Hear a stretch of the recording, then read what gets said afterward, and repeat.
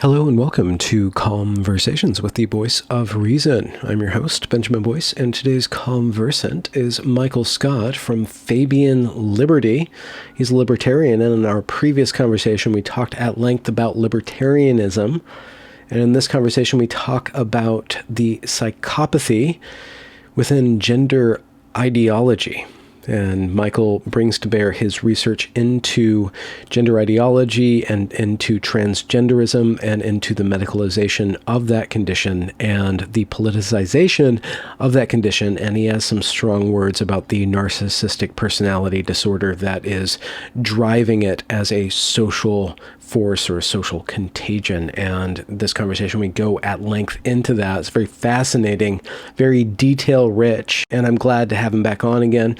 If you're interested in more Michael, I'll link to his Twitch and to his Twitter down there in the description. Let's get right to it because this is a long and heavy hitting episode. So without further ado, here is Michael Scott from Fabian Liberty.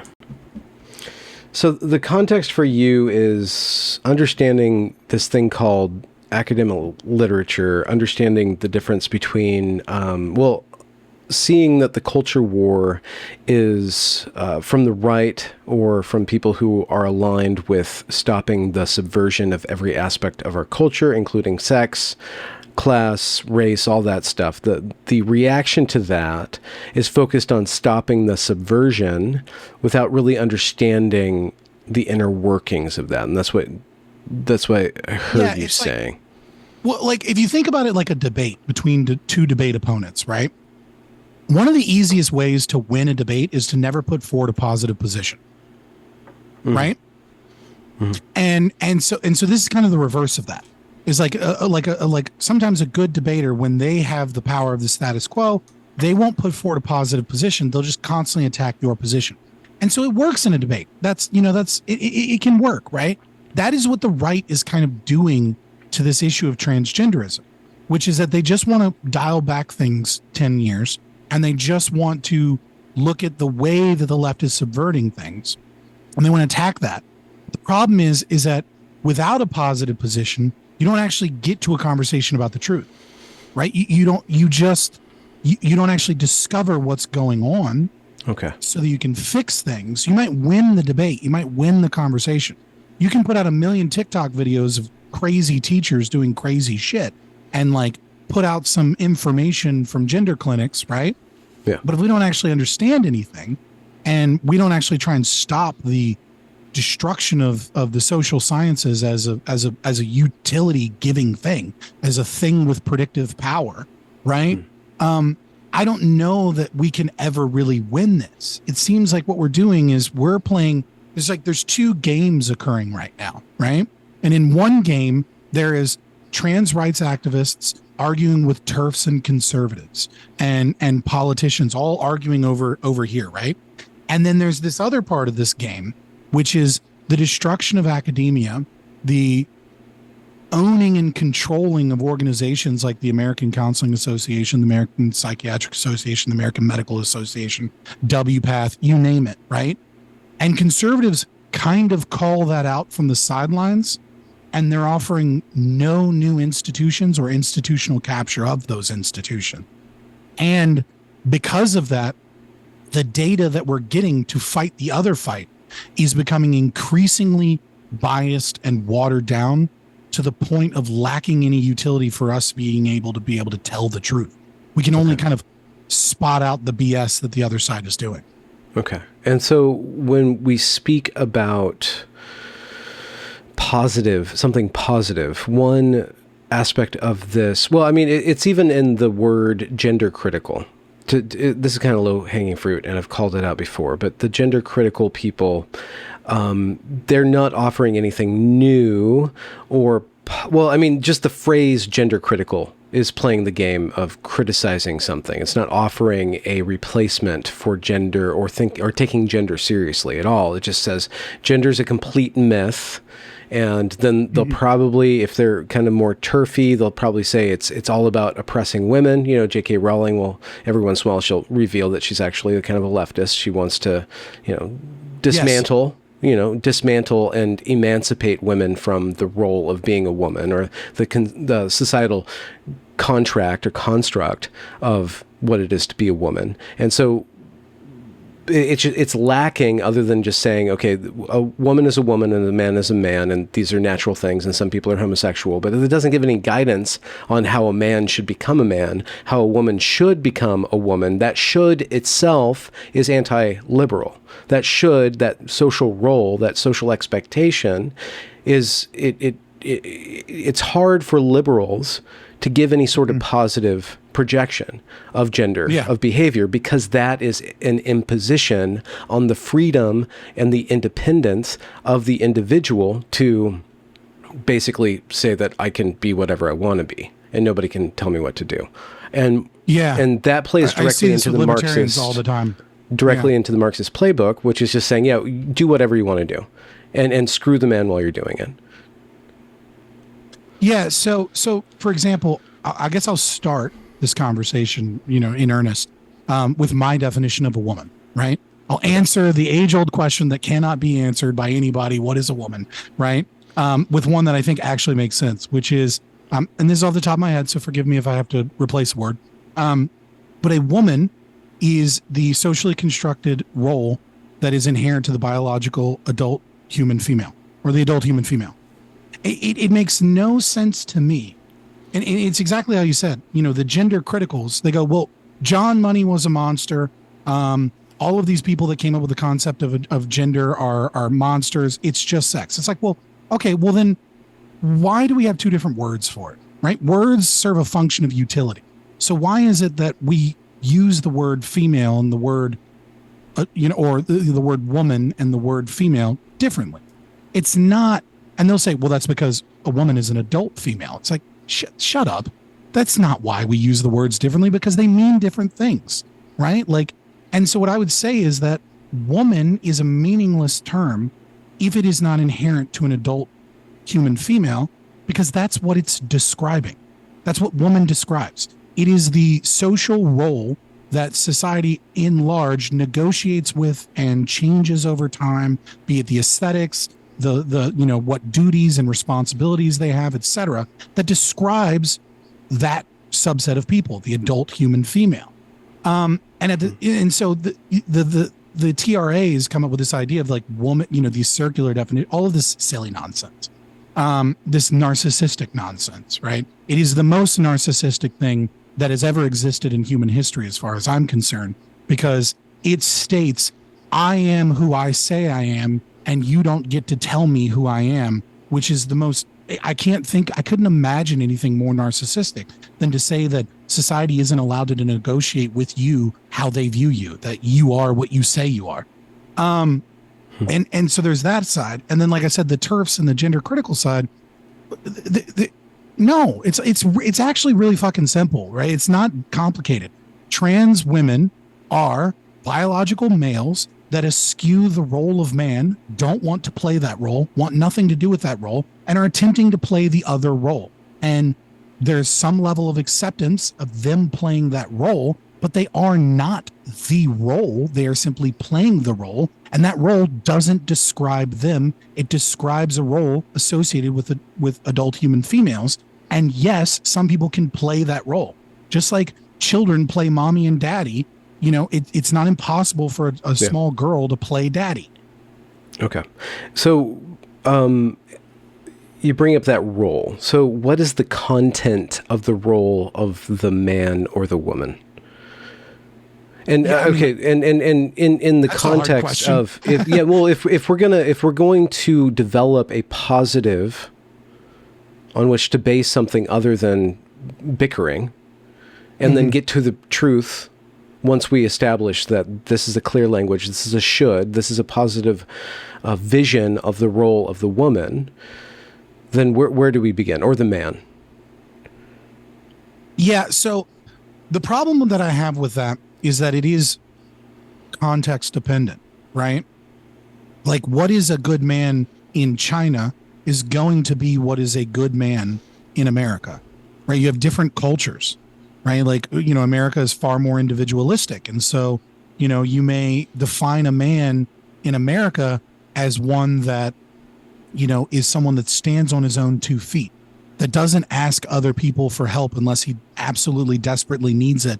And then when he does take that help, he always returns the favor, right? A forthright man that is an individual actor in the world that creates a better environment for him and his family.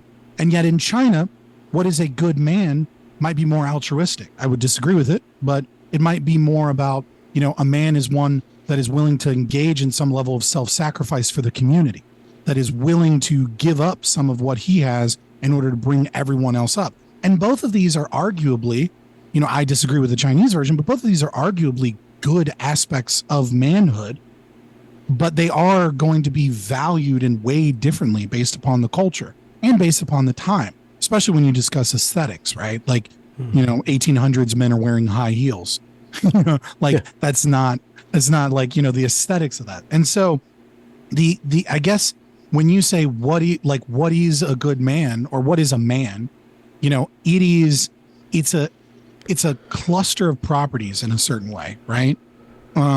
Much like male is, where there are outliers and they're in, right? But like one outlier on one trait doesn't remove you from the category, right? Like doing like a Bayesian inference, right?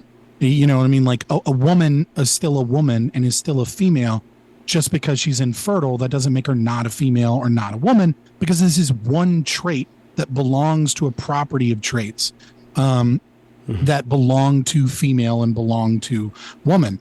And, if you backwards that, the trans argument is then, well, if that's the case, why am I not a woman? And then we have to get into speciation and like recognize that what we're defining is something that is literally encoded in the DNA. There's a factual objective difference between a biological male and a biological female, despite overlaps and distributions of phenotypic characteristics. We can objectively know for a fact that someone is a female and someone is a male. And we can know that the category of man is how society collectively places a social kind of restrictions, duties, implications, and aesthetics, all of these things onto that category that we know to exist.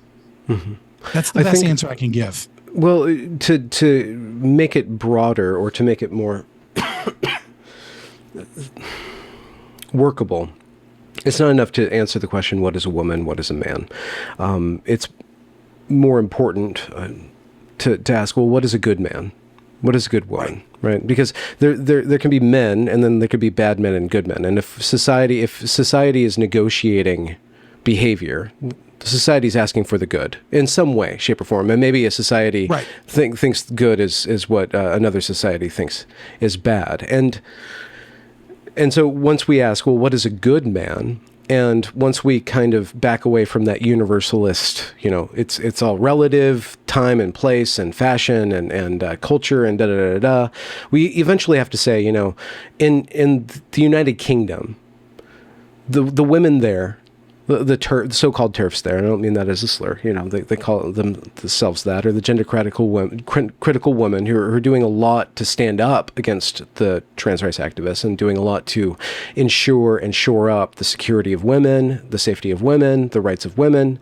They're still going to want a good man. They're still going to be attracted to and be seeking and affirming the good in men. And maybe, and that kind of opens up the question of the male feminist. Like, is a man appearing to be good to get with the females, or is a man actually good? Do the women know what they want, or are they just basically, in a slipshod manner, crowdsourcing the good? Eventually, we need to kind of narrow things down in order for a specific culture to stand up against another specific culture. So if we see the trans rights activists as advocating for a certain culture and say, your culture is a specific culture, it's not a universalist culture, it should not be, your flag should not be front and center of our entire nation because you're one faction among many. And if you guys want to produce men and women that you think are good, we can allow you to do that, but don't impose your good on us. We still need to, the conservatives, the rightists, the feminists, still need to come up with the concept of a positive vision of the man. And in the culture war, you do see, especially the gender critical feminists, bagging on AGPs or bagging on trans rights activists. And the subtext of that is that not only are you a man, you're not a woman, but you're a bad man.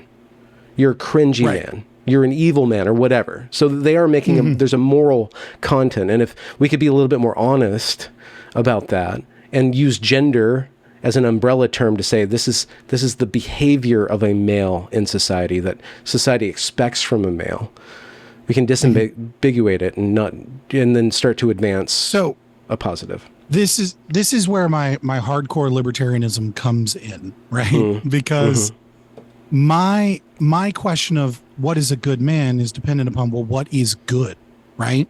Like, you know, in order to answer what is a good man, you have to answer what is good. And that's kind of an age-old question that I think every culture and society has struggled with to understand. You know, be it a consequential framework of the ends justifying the means, or the virtue ethicist that thinks that a good man or good, it comes from courageousness and intellectualism and, you know, moral responsibility and duty and obligation to others.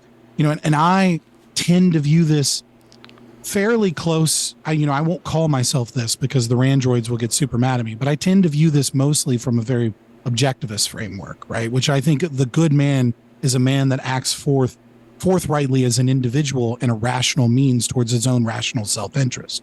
I think that is what makes a man good. And yet I do find myself kind of in my own personal ethos pulling away from certain actions there. Because I do have a certain bent towards virtue ethicism. You know what I mean? Like, I think there is a certain fundamental flaw with that logic that I haven't quite figured out. And it could be a flaw in my understanding of the rationalist, cowardice, objectivist framework. Yeah. I mean, like, there's something to be said about kinship theory, right? Are you aware of kinship theory and evolutionary psychology? No, could you give me a precise? Yeah, so basically kinship theory is the idea that human beings evolved towards self-sacrifice because we're not actually evolving to keep ourselves alive. We're evolving to keep our genetic material alive, right? That is the process of evolution, is, you know, the species, the traits that survive are the traits that are beneficial. And the traits don't necessarily always sit in the individual, right? Your grandparents are you're getting traits from, etc. And so kinship theory is kind of this concept that the man might sacrifice himself, for example, and never have children, but he's sacrificed himself to save his cousin, right? And that if he sacrifices himself to save his cousin, then the genes that are a part of his family are still passed on, right? So the stronger man might save the genes of someone else. So it's understanding that not necessarily just having a bunch of kids is the way to pass and evolve genetic traits. And so kinship theory is this idea that there is kind of an innate desire in us for altruism to a certain extent, to self-sacrifice on behalf of others. And so, like, where did that come from? And theoretically, that comes from the fact that if one tribe has people that are willing to self-sacrifice to save the tribe, then their genes actually do promulgate. And if the other tribe doesn't, then their genes might not necessarily promulgate. It's an interesting idea. But I guess what I mean to say is, from a virtue ethicist position, there's something that I see when I see someone say, for example, well, it's irrational to stop a mugging, right? It's irrational to put yourself in danger for a stranger to stop a mugging. And I would say, well, that's actually is rational, might be one critique, which is that it is rational to do so because you want to live in a community, et cetera, et cetera, et cetera. But putting yourself in danger or not putting yourself in danger, they're kind of two anti-life positions, right? Either I allow muggings to continue in my community with doing nothing, and thus the community is destroyed and myself am destroyed as part of said community, or I put myself in risk and danger of being killed, and this is also an anti-life position. And so that would be probably the best I can get towards that. But yeah, I tend to view a good man, for the most part, as one that acts forthrightly in their own rational self-interest. And this often means helping others. Helping others is a form of self-interest. But self-sacrifice to the point where it hurts yourself, I view as evil. If you're harming yourself to help others, I view that as an evil, a moral evil, which is something that I don't think necessarily meshes with the Christian worldview. If you're harming yourself to help others, could you give like an example of how that's evil? Like in what case or like what circumstance? The Buddhist that argues, right, that you should give up the shirt off of your back to help other poor people, I consider that to be an evil philosophy, because the Buddhist is stopping himself from being able to actually self-actualize, to actually be a benefit to society, to actually grow in wealth and property and prosperity and have a large family and be able to be a community leader that can affect change in the way that they want to see the change affected. And instead they put a moral condemnation on the person that hoards wealth. And I think that that's wrong. I think that the person that hoards wealth isn't hoarding wealth, that they're often helping the community, right? Like I know it's kind of an age-old kind of like Ronald Reagan kind of view of trickle-down economics, right? But it is true that like it is the people that achieve great things. You can't achieve great things if you're constantly in self-sacrifice. It's not possible. You can't do both. And then the other problem, and this is going to tie back to transgender issue and some of the psychiatric disorders, I think, is that we as a society have, and I think this is such a huge problem, we have begun to moralize altruism, self-sacrifice for other people. We have begun to say that it is right, but not just right, it is a moral duty and responsibility for those that have more to give to those that are needy, to self-sacrifice their ability to achieve, to innovate, to progress, to create jobs, to do all of those things that are actually consequentially good for other people. And it bleeds, I think, philosophically into all other domains. I think there is a direct link between that idea of like, taxing and tithing and giving up from people because it is their moral responsibility is only it's a slippery slope towards the idea that you can't hurt transgender people by not affirming them. It is your moral duty and responsibility to accept their identity. It is you give up your freedom and your free speech and your ability to talk about reality in the way that you want to speak about it, because if you don't, it'll hurt these people's feelings, and that's morally evil of you. And I would say, no, it's the exact opposite. It's morally righteous to speak forthrightly your own opinions and be honest in the world. Mm-hmm. Well, one tact along that that vector is that, well, in my studies of detransitioners specifically, and this is anecdote, these are just individuals who go through this, and eventually I'll have enough anecdote that it'll magically become data. I don't know. But you interview 1,000 transgender people and then you can plot it on a chart and say that your p-value was high enough to know. Yeah. But one thing that I've seen, especially lately, and I did 3 detransitioner videos like right after each other earlier this week. Mm-hmm. And the last one that I just published was about a male who was incredibly effeminate, loved pink, loved dresses, loved dolls, and got bullied and was friends with girls and, couldn't be friends with boys because of that. And then got on the internet, found this gender stuff and decided or thought that he should become a woman, and being a woman would actualize his self. And the doctors agreed with him. I didn't talk about his parents, but the doctors agreed with him and they put him on a path towards self-actualization as a woman. And yeah.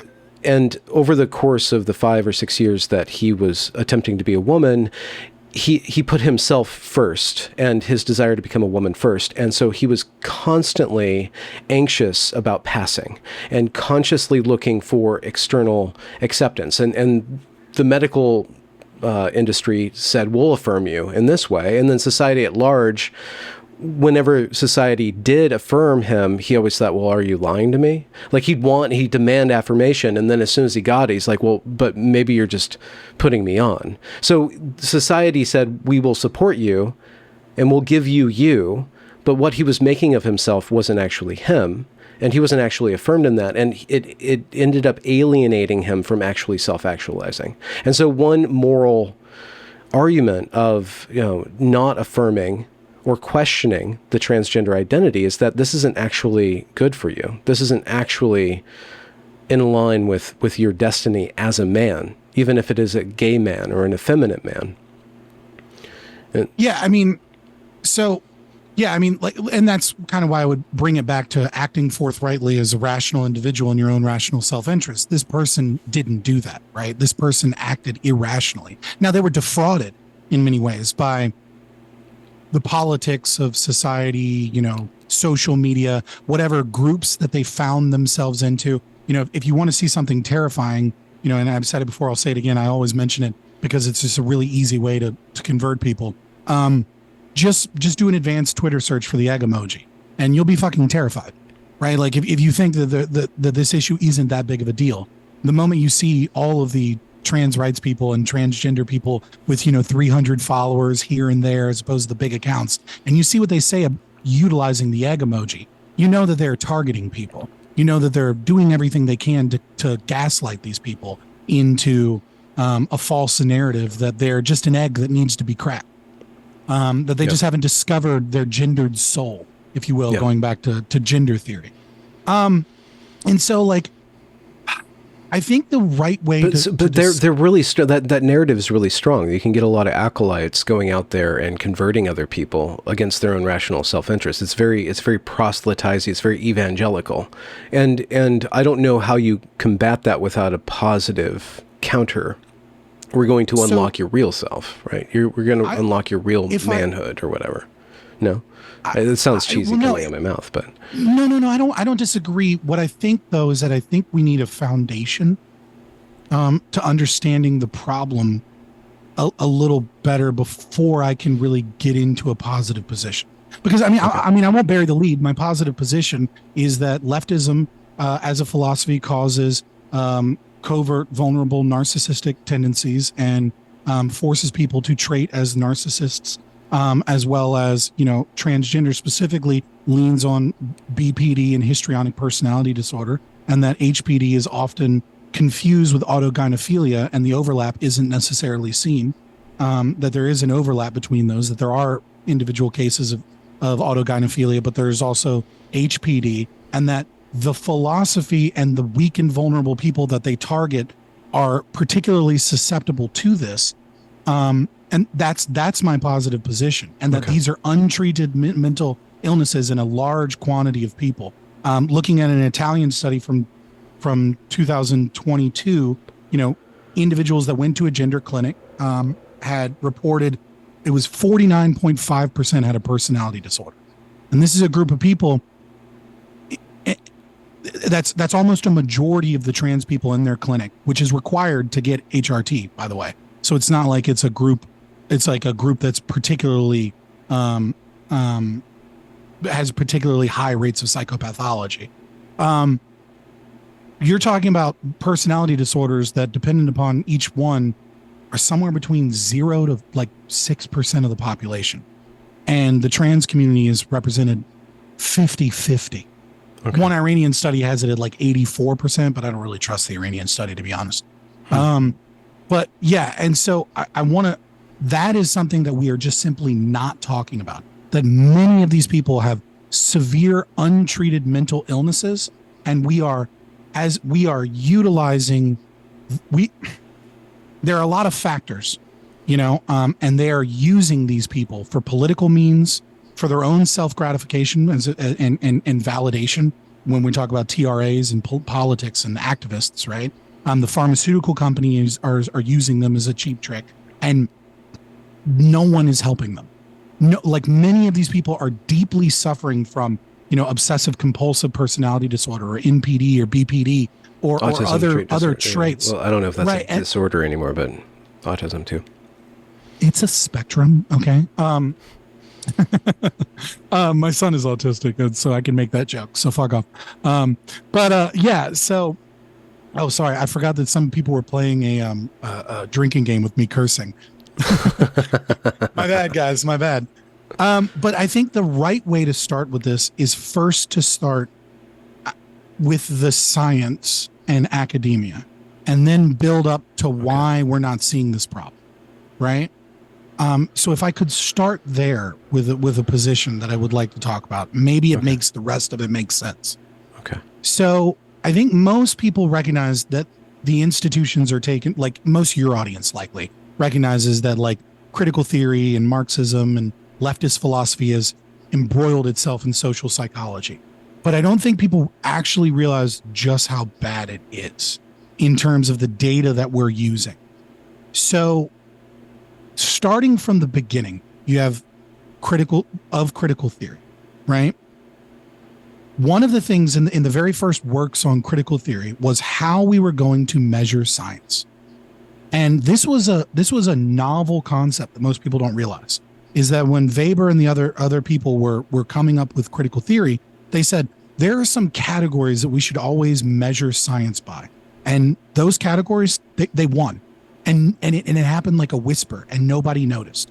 So the categories were sex / gender, but gender wasn't really an idea at the time. Sex, wealth, and race, and age. These were the 4 categories. When we're doing scientific research, we should look at sex or gender, but again, that wasn't really a concept at the time. So sex, race, how much wealth or socioeconomic status, as is more commonly referred to in academic literature now, and age. And that seems normal to us. And like the first thing I have to say is that's not fucking normal.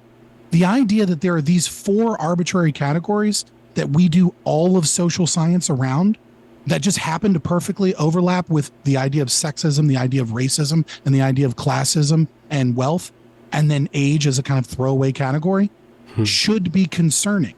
And so when you look at old scientific literature in the social sciences, like Amelia Durkheim or even Weber himself, right? You'll see, like when Weber is talking about the Protestant work ethic, what is he talking about?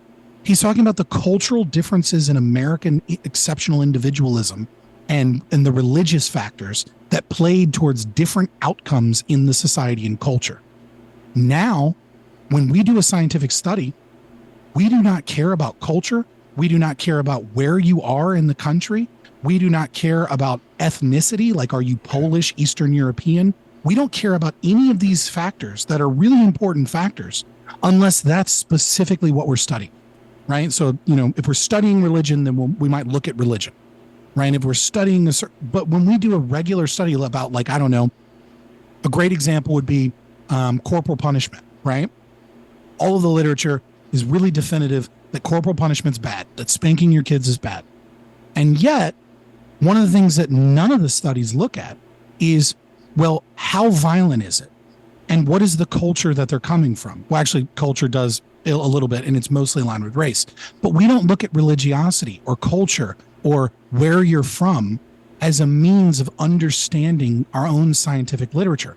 It is already in the entire field of academia: sex, gender, race, age, and age being a throwaway category that is important and good, but it's the 3 isms is how we measure all data in the Western world.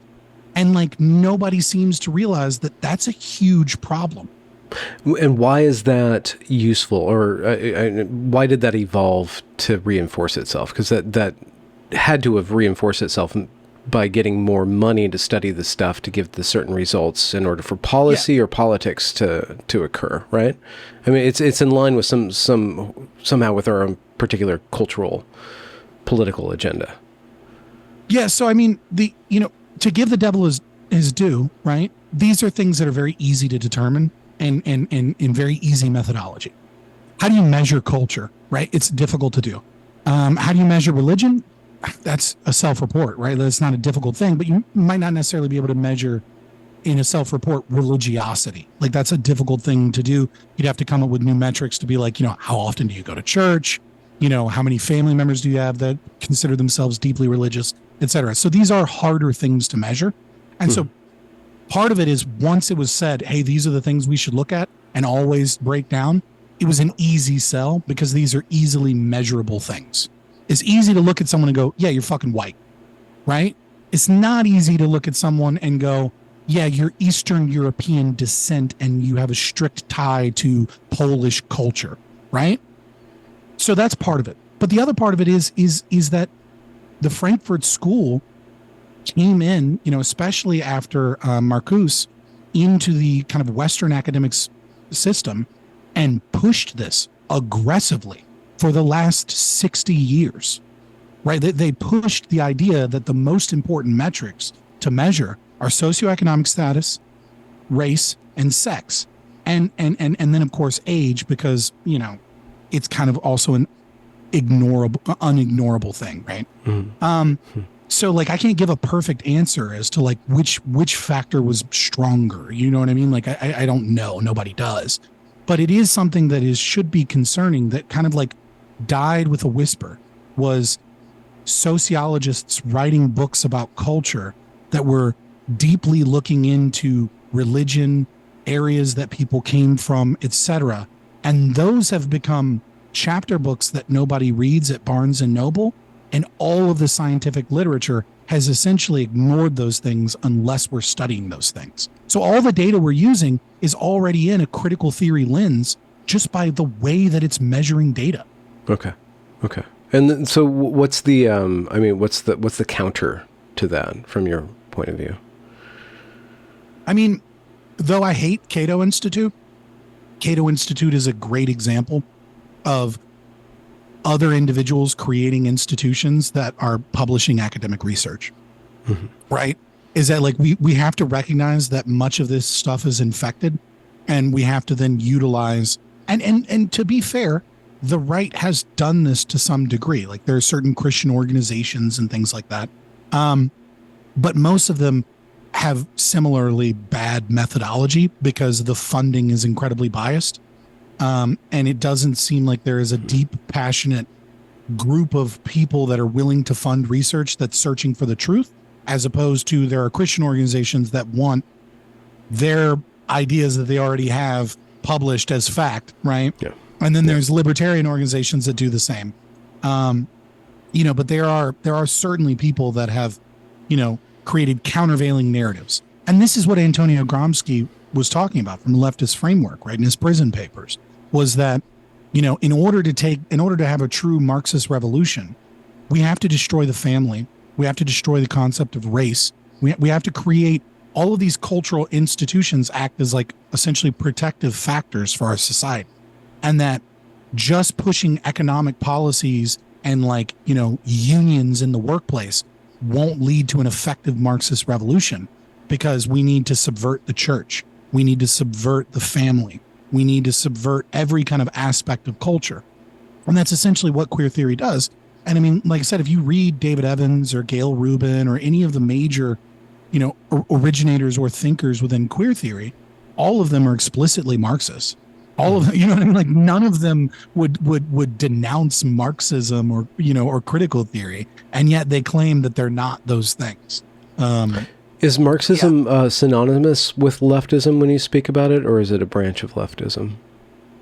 I would say Marxism itself is full of multiple branches, right? Like, are we talking about Lysenkoism, Stalinism, Luxemburgism, classical Marxism, right? And I would say it is also a branch of leftism, but there's a kind of a way that I guess maybe I'm loose with my words, mostly because there's a historical link that many of these other categories are borrowing from it.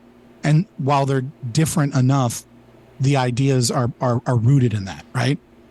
You could just as easily say Hegelianism, right? But that would be so esoteric in my ability to communicate that it wouldn't make sense to the average person. But what is the goal of these Marxists? What is the goal of Gramsci and his acolytes? What is the goal of critical theory? It can't just be, is it just a negative from your point of view, just a deconstruction? I think the person that got closest to the right answer was Nietzsche, right? He says that it is a form of slave morality. That is, I mean, he also says Christianity is a form of slave morality, to be fair. But that it is a form of slave morality based upon, and this is before, Marxism is really thing, based upon resentment, right? It is based upon a hatred for the upper class. It is a hatred of heteronormatives. a hatred for other people, and I would say psychologically even more so, a self-hatred of an inability to achieve and succeed at the things that they want, turned into a collectivist ideology that then attacks the other. And it is sold as moral. It is sold as having a positive position for beauty. But when you ask them those things, it's all utopic. There's no real answer to the questions that they give. They just say it'll work out. Well, how are eyeglasses going to be made in the communist utopia? Well, someone will want to make eyeglasses, and then they'll make eyeglasses. Mm-hmm. Fucking excuse me? Like, what I mean? And they'll just, and you ask them, they'll just say unironically, yes. Okay. So, And so this morality or psychology has infected the academy. Yes, from your point of view. Absolutely. Yeah. So I'll give an example so that I can maybe this is a prime example of how social science is pseudoscience today. Unfortunately, it just is in many ways. Like, there are good social scientists. I don't want to say that, Jonathan Haidt hasn't done good work, right? Like, I'm not saying that every social scientist is infected with critical theory, but the problem is so to look at, did the stream stop? Am I still here? No, we're still live. Someone just was having technical issues. All right. I got scared for a second. I thought I was the one having technical issues this time again. So a good example of this is up until there was a meta-analysis published in 2015, Atoms and Light, right? And what Atoms and Light did is reaffirmed research. It was a meta-analysis, right? Not a literature review, but a meta-analysis of all of the different studies, very exhaustive. And it was only taking studies from, I think the last 10 years. It could be 12 years. I'd have to refresh myself with Atoms and Light, 2015. But anybody can read it as well, right? And what it said is something that we've always known, which is that LGBT parents, when they adopt children, there is no difference in abuse rates. There is no difference in the psychological disorders of the children as they grow up. There's no difference in socioeconomic status as they grow up, accounting for said SES, et cetera. But the one thing that there is a major difference in is that LGBT parents, especially lesbians, are far more likely, statistically significantly more likely, to produce gay children. That was a fact, right? Up until 2015, perfectly reasonable fact. And so the science was pretty clear on that. Exhaustive reviews of not just self-report surveys, but multiple different levels of analysis over and over. And then there's another study from the International Women's Studies, right? And they put out research saying, actually, this isn't true. That recent research has shown this. We did our own we did our own literature review and proved that this wasn't true. And in that literature review, it said, well, what we're not going to do is we're not going to look at any of the doctors or lawyers or any journal or anything that has doctors, because we don't think doctors have the capacity to be able to properly tell whether or not people are LGBT. Okay? So they only took reviews from social sciences. Okay, and then magically they found the information in the data that they wanted to find. Yeah, this is commonplace within academia now, is to publish bunk science and data that the methodology is incredibly poor, and then just present it as evidence against, in favor of the ideology. And the ideology, of course, of queer theory of, we need to do everything that we can to, accept as many trans people as we can. There's no social contagion. There's no issues. All of the issues are solved by passing and by getting gender affirming care. Right? It is a fantasy narrative that is being gaslit from multiple institutions that are being forced on us, and academia is essentially powerless, and academics are essentially powerless, and psychotherapists are essentially powerless to do anything about it. Mm-hmm. But this is so widespread that it is, the question arises, like, why? And is it a top-down thing? Is it something inherent in the system? Is it something related to this thing called leftism? Is it the inevitable march of the Hegelian dialectic that is latched on to the Western imagination, the Western elite, and this is just the outcome of that? And if that's so, where's it going to lead? I mean, it can only lead so far, or there's only so many lemmings. I guess they can keep on throwing lemmings at this ideology. Only so many bad papers, only so many bad degrees, only so many hollow and disastrous policies before something stops it, or it stops itself, or it just runs out of gas. So maybe this is the last gasp of a dying empire. You know, like, what, from your point of view, do you ever entertain the idea of a top-down thing or some sort of reasoning to it? Or, you know, like, when you try to diagnose the problem, is it systemic and it's just the thing is dead, or there's a cause to it? How do you conceptualize on that level? I mean, so what I would say is, you know, Carl Jung kind of famously stated, people don't have ideas, ideas have people, right? And so you see once you know the philosophy, you kind of see the philosopher speaking through people. You know what I mean? You're like, oh, that's Marx. Oh, that's, you know, Luxembourg. Oh, that's Marcuse, you know, the dim sock speaking about like all of these socialist ideals that are so great, and how, like, you know, the state's going to get better and better and better as long as we get more and more democratic. And you're like, oh, okay, yeah, that's Marcuse speaking, right? You know, like you see the philosophers speaking through people. And so, you know, I don't know, it is top down in some ways. The cathedral does push these things, but it is also like a sickeningly symbiotic relationship between all multiple different things. You know, Mulbug kind of created this concept of the cathedral, and I think it's, you know, predominantly correct, right? You have the pharmaceutical companies that are garnering tons of profits and on their cash cow, right? You have politicians that have found a vein, a wedge issue, right, that they want to push, that they believe is popular and gains them support, that they can kind of just push off all of their dirty shit and all of their lack of promises aside if they can sell the idea that they're pro-trans. And in the opposite direction, anti-trans, right? So many people are willing to accept, you know, Ron DeSantis, despite the fact that he was a propagandist lawyer for Guantanamo Bay, and, you know, and he wants a bunch of big government bullshit. He's the most glowy fucking Republican candidate I've ever seen, but he's real good on schools and transgender stuff. So fucking clap, hurrah, hurrah. Like the rational mind cuts off once some of these big issues come to the forefront. You know, so I think it is intentional, and there is a deliberate strategy. You know, I have a thing that I put out on Twitter. There's a bit like a meme I created of kind of like 4 levels of a pyramid. And it's kind of the way that I see it. So at the bottom of the pyramid, you have your useful idiots, right? These are the Democrat voting people that go take their kids to drag queen story hour because they're one of the good ones.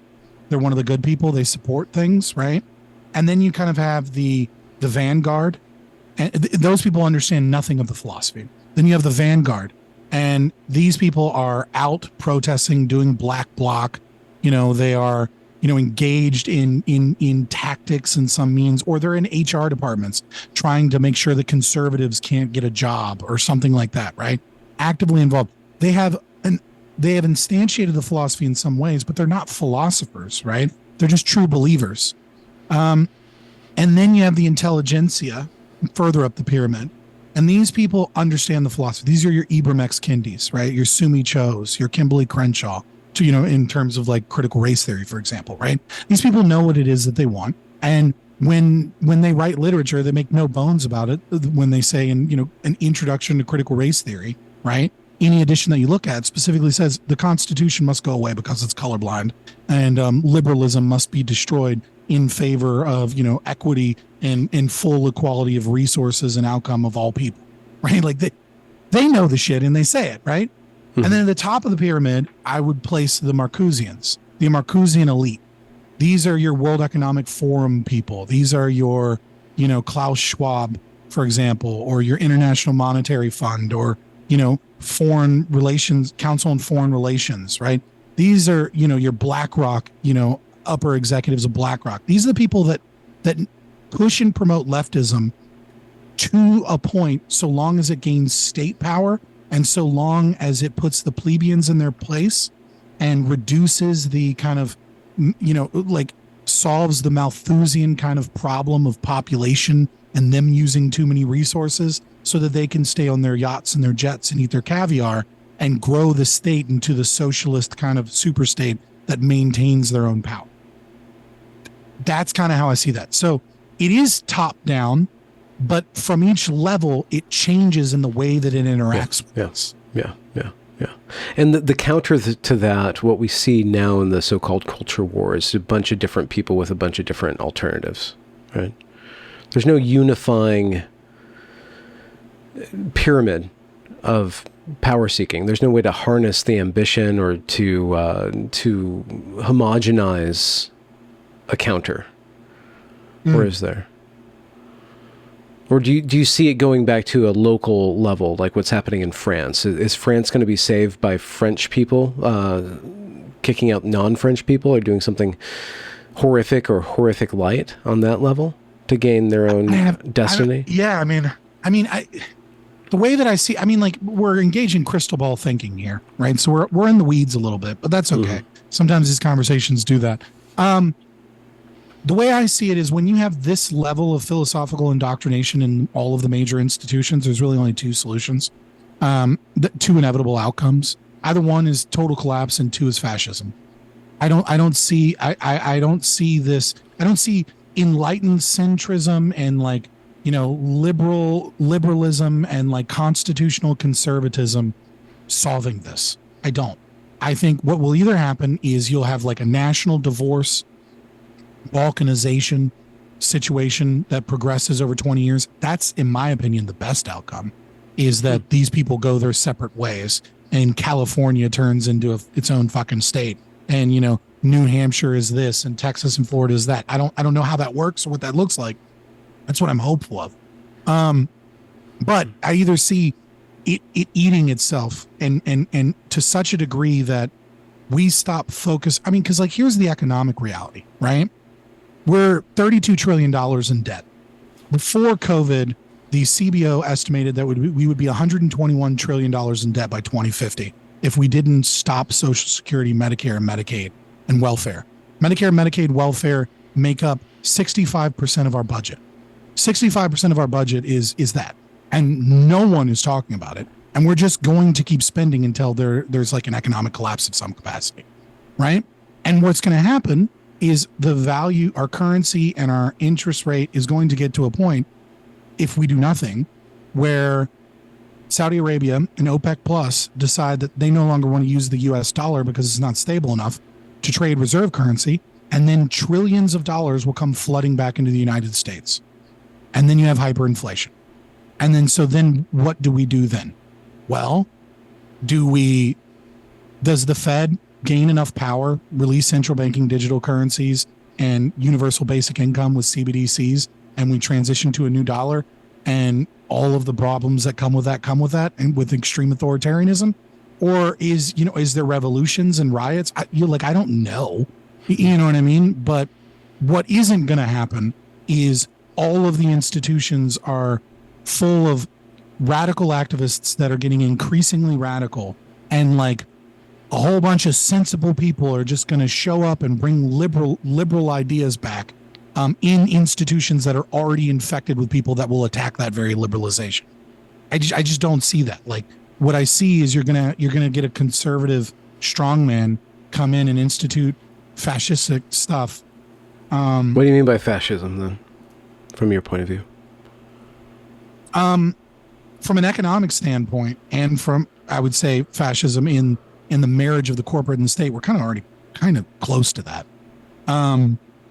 So I can't really, we're not very, we basically are economically fascist right now, right? There's nationalization of certain things, and then there is, the central banking system is completely, state regulated. So, but from a cultural perspective, right? This idea that they come in and they go, yeah. We can't fix social emotional learning and critical race theory and portrait of a graduate and all of that stuff. And we ban it. And then you guys come up with a new word. So like, it's time for, the House, Council on, whatever Americans again, right? Like if you have any leftist leanings, like you're going to be fired and you're going to be removed from society in your job positions. You're going to be otherized. You know what I mean? Like we're going to have extreme authoritarian government control as a means to stopping this thing. Yeah. Just a wide scale cleaning of the house. Yeah. Yeah. Of all official organs of the state and I guess associated stuff. I mean, again, we're in kind of fantasy land here. Well, not fantasy land, but like predicting the future. Like I don't know. Okay. Right. Okay. I can see the problems that we have, and I can see historically where they tend to lead. And I don't think that what I'm saying is all that crazy if we look at history and we look at the economic situation, right? Like, I mean, when you look at the fact that we're 65% of our spending is towards welfare programs that are increasingly going to bankrupt us as we get more and more bankrupt. I mean, what do you expect is going to happen? Like eventually the house of cards falls and something's got to change. But I would like to transition, for lack of a better term, pun intended, back to the conversation about what I think is occurring in within this system that nobody is talking about. And so, we talked a little bit about how science is eroded and is full of critical theory, as social science is become pseudoscience, and that these systems are using it. So we talked about the other thing, and I would, just as a little addition to that, in terms of the cathedral and the kind of the top down approach, have you read Dreamland by Sam Quinones? No. Dreamland by Sam Quinones is a must read novel. He's a lefty, right? But he's a sociologist. And he did a book on the opioid epidemic, right? It is an amazing book. And I think this is what's happening with the trans community, is if you've read that book, it's the exact same thing that happened with, the opioid epidemic, which is that pharmaceutical companies pushed products, right? And what they're pushing now is androgen therapy, gender affirming care, and hormone replacement therapy, right? And double mastectomies and, further and further, right? And what happens to the individual doctors in these systems is if I tell a patient, no, I'm not doing that, well, I get a bad review online. I get called out. I might even get an ethics complaint, right? And then that patient will just go to another doctor and they'll get it anyways. And they know that they'll get it anyways. And they're in competition with that doctor that's not getting negative reviews, that's not being attacked by activists. And that doctor doesn't have to worry, or let's say it's a counselor or a psychologist, they don't have to worry about an ethics violation or complaint that could get their license taken away by the ACA or the APA. And so as much as I hate these people that are pushing this, there is really only two options as a psychologist or a doctor in this situation, which is either A, go to another field and ignore the problem, or B, go along with it. That's it. Those are your only two options. You can't meaningfully fight gender affirming care as a psychotherapist unless you want to start a YouTube career and then get kicked off of YouTube and hope that you can make it on Rumble or something, right? You can't fight the Leviathan as the individual within the system, because the system will just revoke your license and the state gives them perfect authority to do so. And so these doctors are all kind of puppets to these national organizations such as the APA, the ACA, the AMA, and to pharmaceutical companies, and to the hospital system that is a money-making system, right? But is also recognizes that doctors that get bad reviews and nobody likes causes them problems and lawsuits and money. And then doctors that go along to get along don't. And so our healthcare system and our psychotherapy system is being held hostage by activists. Make no doubt about it that there are very few psychologists talking about these issues that I want to talk about because they can't. The only way to do it is to lose their job and lose their ability to work in something that they went to school for 8 years and did a 4-year internship and has become their entire life. That's it, unless they can get a book deal or something. That I push against that. There are a lot and an increasing number of professionals that are pushing back against this, and the data's on their side, and they're finding strength in numbers, and they're facilitating it's standards of care. Yeah, the tide is turning. Truth is being injected back in there. Alternative means of dealing with gender distress, let's say, is coming back. So while the system is doing this, there are alternative. There's answers to that, and there's resources to that, and there's the work that I've done is facilitating or adding to that counter to the institution. And and then you have questions about lawfare. You have questions about how long the insurance companies are going to be able to pay out for this stuff, and the premiums are going to keep on going up because they're offering all this stuff, and then they have to deal with all the problems that come downstream of that. And then you have a bunch of dissatisfied customers with the detransitioners. So, I mean, the reality within just the gender topic does seem to have some sort of pushback. Snapback. Right, you're seeing Sweden, you're seeing certain governments, right, change their policies. You're seeing, that it's becoming a little bit more acceptable to talk about these things, for sure, right? And then there were always holdouts throughout the whole system. One of them were Christian counselors, right? Christian counselors often would be formally licensed, and then they didn't give a fuck if they lost their license because the church organizations that held them up knew their experience, and you would just go to them as a life coach, legally and insurance speaking wise, right? But they were offering counseling services. So there were holdouts in that regard too, right? Like, I don't want to go full doom and pill, and you're right. I'm hoping that with this wave of reality snapping back, that we can begin to talk about what's really going on within these communities. One person that I think is a great person people should follow. She's crazy. Sorry, I'm going to say it. She might get mad at me. I think it's Tanya. Oh God, now I can't remember her Twitter account. Tanya Marshall. Jesus, I will get that Twitter account to you. And you should follow her. I feel bad now because I can't remember the exact name of it. But there are people that have been talking about narcissism and the transgender community and the overlap between them. But they are very few, and they're sprinkled in. Yeah. Because there's no data, and there's no data because the institutions refuse to do the studies. Okay, so what you are suggesting is that the pushback needs to go all the way back to the academy.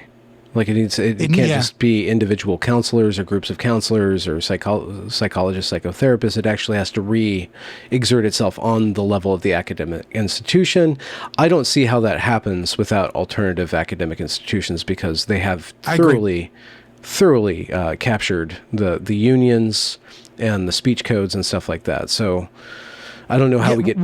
I guess what I mean is this: there is a very large portion of people that are self-identified as transgender that may or may not become detrans individuals in the next 5 to 7 years after their transition. Right, male to female looks like it's about 5 years on average when people detransition, if they do, and it's about 7 years for male to female. Female to male. So female to male is the 5 year, and then male to female is the 7. That's like preliminary. It's not the best data, right? But it's what we've got from the UK gender clinics, right? And so, as that process occurs, some of those people will detransition, some of those people won't, right? They will just stay suffering within their gender dysphoria. But a very large portion of them, some portion, we don't know, but a very large portion of them are suffering from personality disorders, and they have mapped this insane ideology onto their personality disorders. And it's kind of a chicken and egg situation, which is, again, because we don't have the data of like what's causing what. There's reason to believe that leftist ideology causes narcissistic tendencies. And there's also reason to believe that those with these personality disorders latch on to transgender identity. But then there's also reason to believe that it's being sold as a solution to what it is. They're being targeted, right? So it's a giant mess, and none of these people are being helped. Like, these people are suffering, and they're having their mental health disorders exacerbated and become untreated because we are throwing pseudoscience and experimental medication and surgeries onto these people. And that is what I mean to say, is that, like, without academic studies to really find out what it is that these people are suffering from and how to treat them, right? Because it very well may be a unique form of personality disorder, right? Most of these studies will have, like the Italian study I mentioned, right? I think it was like 18% had a cluster B, and then there was like 24% had non-specific personality disorder, right? Like, we don't know if it's cluster B or cluster C. Looks like it's cluster B usually, not cluster A, because they weren't accounting for cluster A's. And cluster A's they're a different conversation. Okay. Yeah, it was like depressive personality disorders. Like, it's just fucking depression.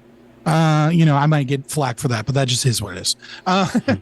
It's persistent depressive disorder. It's not a fucking personality disorder. I'm sorry. But like, what I mean to say is that, there's a large swath of people that are unknown category that we don't really know what's going on. We don't know why they don't fit in PD, BPD, right? But they trait with a cluster B personality disorder.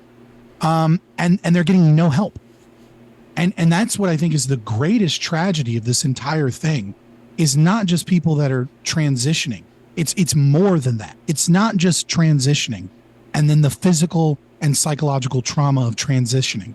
It's not getting appropriate mental health care for 10 or 15 years. And then the very people that are supposed to help you are making those problems exponentially worse. Mm-hmm. And so what you're calling for is what? Better research? Well, I would call for a couple of things. Number one, better research. And we need conservatives. We need funding. Like, someone needs to step up to the plate and be willing to do actual studies on this, and not do it through traditional journals and traditional, grants from the state through academic universities. Like, it needs to be, we need to build from the ground up new institutions that can study these things with qualified people, because many of the ones that do exist, I'm sorry, they don't have qualified researchers, because all of the best qualified researchers are tenured in large public colleges and universities that can get a ton of grant money. I mean, some of them are in private, but, like, believe it or not, some of the better researchers are in public because they just have access to more grant money. So that's part of it. Number two, lawfare. I agree with lawfare, and we need to be doing everything we can to put the burden of proof on the practitioner, not on the accuser. As of right now, malpractice is a near impossibility to win in court, because you have to prove that the person was malicious. You have to prove that what they did is something that no reasonable or rational physician or practitioner would have done in their case. And you have to prove damages. Damages is easy for these gay trans people. It's very easy to prove damages. But proving that no reasonable person would do it, when the APA, the ACA, the AMA, WPATH, and all of these government organizations openly support it, is essentially impossible. And if we were able to change that to a natural law perspective, right, which is, you have a child that can't consent, who is then given permanent changes to their body when they're unable to consent, the level of proof should just be, well, I'm an adult now and you fucked me up. That should be it. That should be the only proof. It should be on the practitioner to prove that they did their due diligence in ensuring that everything that they possibly could do was done to determine that this is what the child would want. And if we lived that way, if that was our legal system in terms of it, then what you would have is, you would have gender affirming care would only exist for people like Buck Angel. It would only exist for people that could prove that they had gender dysphoria at 3, 4, 5, 6, 7, 8. So when they go in at 10 years old, they can be like, dude, this person has been saying, here's the video proof, here's the Facebook post, here's the TikTok videos, whatever, right? That this person was dysphoric their entire childhood. Yeah, well, even that's not 100% clear, because the social contagion aspect of this is once you're on the internet, like, are you really connected to your body, or are you connected more to this identity? And then to what extent do you actually know what you feel or think when you're a 10-year-old? So here's how social contagion works, right? Social contagion is a phenomenon predominantly amongst adolescent teen girls, right? Before transgender ever existed, there was anorexia and suicidality, social contagion. And the way that works is when young girls go through puberty, right? They have a massive increase in personality trait neuroticism, right? They gain a lot of negative emotion. When you compare children between male and female, there's very little difference between little kids in like negative emotion. And when girls hit puberty, we don't know why. It might be an evolved trait, right? Neuroticism, negative emotion, being highly attuned to negative things might be good for a mother, right? For a baby, right? Like it might be good because women are weaker and they need to be aware when a man is looking at them in a creepy way, or that they might be assaulted, right? Like there are plenty of reasons that negative emotion is good and probably better for women, right? So you have these teenage girls, they have this negative emotion and they're looking for a reason to explain it. And when something in their community, in their local community is highlighted and they can latch onto that as a reason, they'll latch onto that. Yeah. And so there's social contagion looks nothing like persistent gender dysphoria. I'm just saying, specifically with the internet, specifically with trans being so trendy right now, it's really easy for kids 5, 6, 7-year-olds, and they're being pushed by society to identify with this. So it's really difficult to disentangle, if there's such thing as true trans or deep trans, where gender modification surgery is the only way, and the full way to deal with this very specific problem is very difficult at this point to disentangle all that. And I don't even think we understand what the internet's done to the human mind, the developmental trajectory of human beings. Yeah, I just want to say first and foremost, there's no such thing as trans kids, and there's no such thing as true trans. This is made up bullshit. This is queer theory. This is the idea that a person is a gendered soul and that it doesn't match their body. Like, no, that doesn't exist. There is gender dysphoria, just like body dysmorphia, right? And well, it's a form of body dysmorphia, but I mean like anorexia or other things that, you know, are symptoms of the body dysmorphia. That doesn't exist. It just doesn't. The question becomes, how do we treat the sickness of body dysmorphia in the individual, right?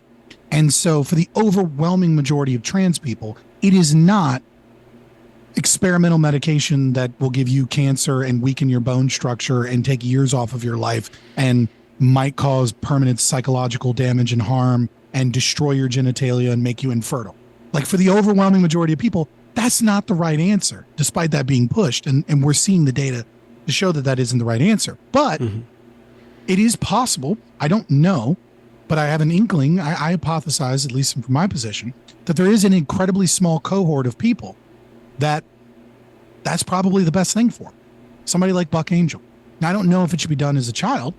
I might, you know, until this entire situation is cleared up, I would say no. But, you know, if we were able to nail down the accuracy of the ability to properly determine it, I wouldn't necessarily see problems with it, so long as some people understand that if you get it wrong, you must pay for your damages because you are a criminal, accidental or not, for the rest of your life. Like, your malpractice insurance needs to pay for everything for that person that they have experienced forever.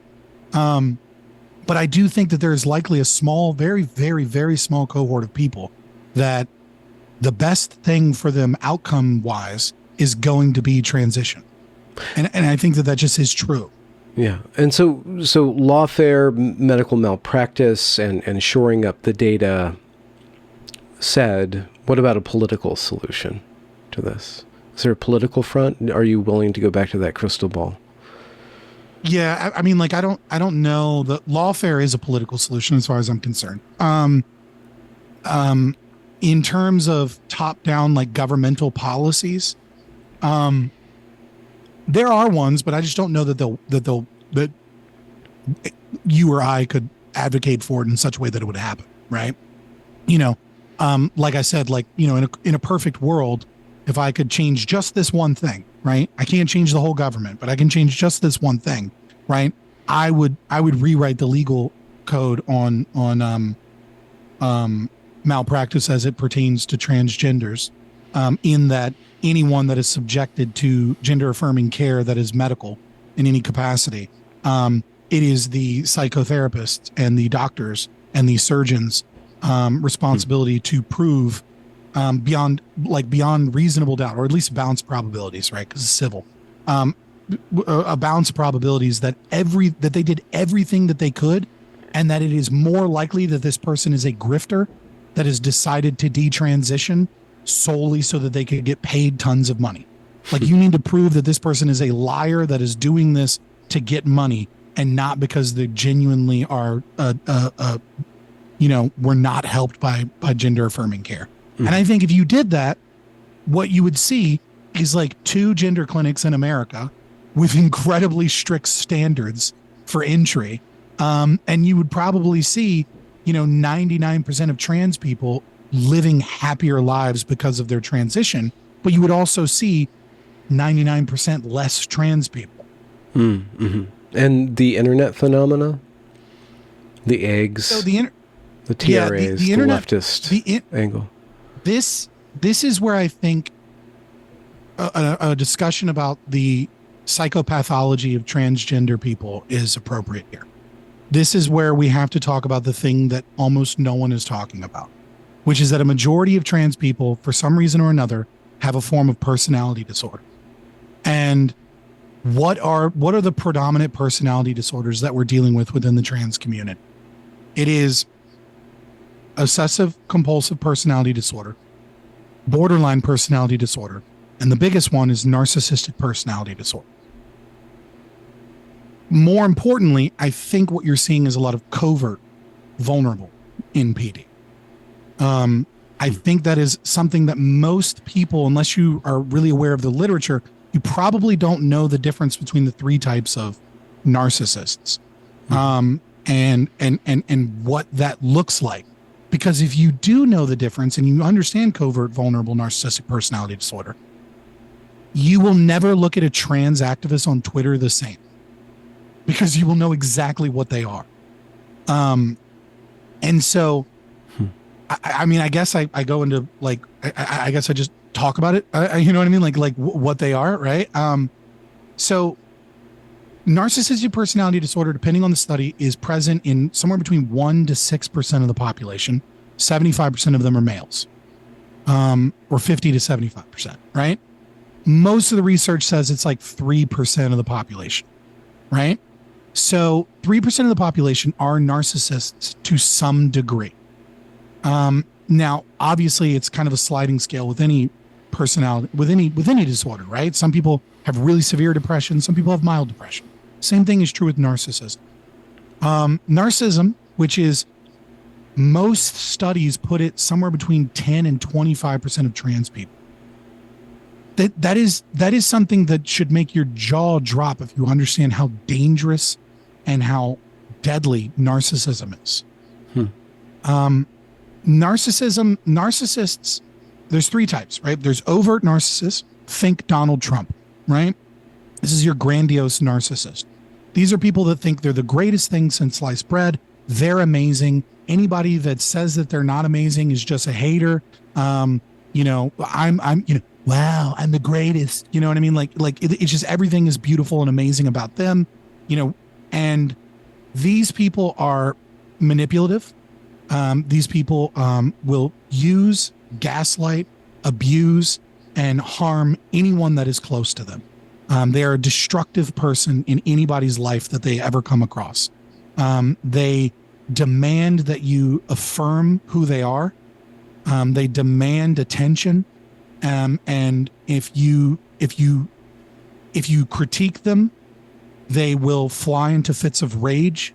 They're abusive. Their divorce rate is damn near like 100%, right? Like there's very few narcissists have successful marriages, etc. Malignant narcissist is essentially worse, right? Malignant narcissism is what happens when you have a combination of antisocial personality disorder and narcissism. Now, ASPD is a lack of emotion, a lack of empathy, a lack of understanding the social context. This is also subcategories of ASPD would be psychopathology and your serial killers.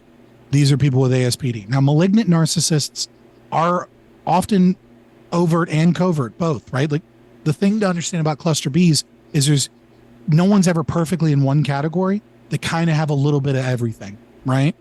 And so that is what a malignant is. Now, covert narcissist is different. Covert narcissists are you tend to be unsuccessful, and they believe that they're great, but instead of being grandiose about it, instead of stepping into a room and saying I'm the greatest thing ever, what they are is manipulative, passive aggressive people that believe that they were denied opportunities. That if only like you will see a covert vulnerable narcissist will say, oh, well, I could have done that. I would have been the best at that. If I was a trust fund kid, right? Like I would have been the best if I had those opportunities. Covert vulnerable narcissists believe the world owes them affirmation and that the world owes them restitution for the damages that they've done, right? Like everyone else is shitty. The covert vulnerable narcissist also believes that everyone is evil, that everyone's bad, that there's no real good in people deeply and intrinsically, that everyone is kind of out to get other people and that it's okay to harm those other people. They are extremely, extremely sensitive to critique. Again, like the grandiose, but they tend to be a little bit worse in that if you tell them they're wrong or tell them that they're lying or you call them on their bullshit, that you've made an enemy with them forever. These people, in my opinion, also covert narcissists are very drawn to politics. They're very, very drawn to politics and activism. Because it's impersonal. Because they get to act out their desires together and othering, right? Yeah, but also it affirms to them that the reason for all of their failures in life is because of oppression from another person. Covert narcissists love left-wing politics. It is they love justification for being mean to other people, for tearing other people down. The hallmark of a covert narcissist is criticizing everything and everyone. That is what the covert narcissist does better than anything, is to tear down and subvert other people and to gaslight other people and manipulate them into believing that they're bad or that they're wrong. Love to call other people unempathetic. They project. They love to call other people out for having a lack of empathy or for needing attention or for, pretending to care when they don't actually care. And so once you understand the covert narcissist and you understand that this is likely somewhere between 15 to 25% of all trans people, and then you understand how this moves into trans activism, the politics and things like that, what you begin to understand is that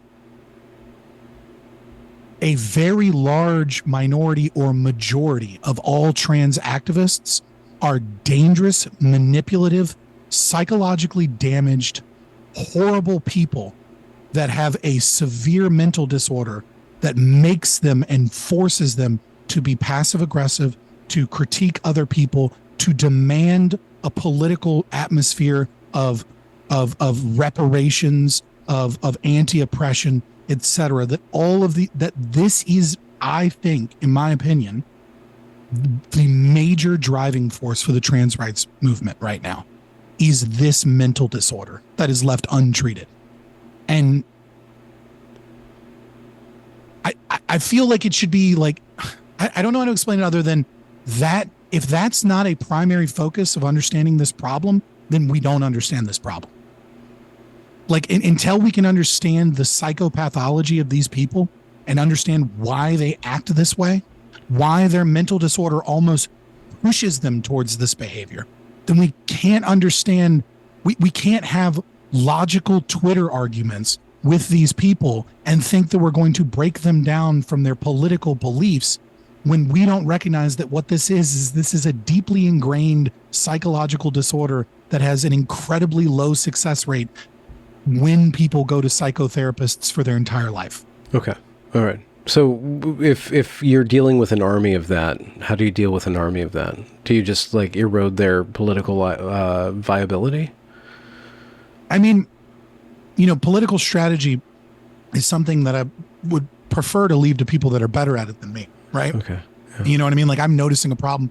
I don't know that I necessarily know the solution, but what I would say is when dealing with a narcissist, the biggest way that a covert, vulnerable narcissist manipulates people is in trying to save them, right?